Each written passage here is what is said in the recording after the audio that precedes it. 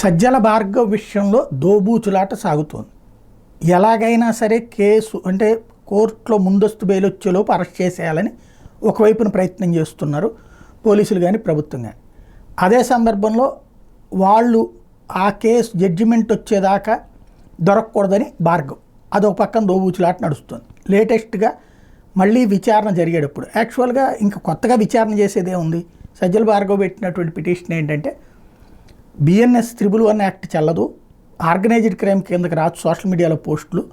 రెండవది 100 FIRలు పెట్టకూడదు, first FIRనే case కింద పరిగణించి అన్నిటినీ కలిపి దాని కిందనే లెక్కేయండి, ముందస్తు బెయిల్ ఇవ్వమని అడిగాడు. దాని మీద మా వాదనలు వినిపిస్తామన్నటువంటి అడ్వకేట్ జనరల్ తరపున లాయర్ అటెండ్ అవుతారు.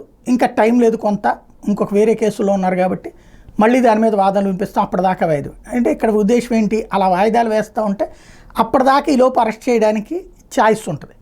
అది తెలివైనటువంటి ఎత్తుగడ. ఎవరి ఎత్తులు వాళ్ళదే నడుస్తూ ఉంటాయి.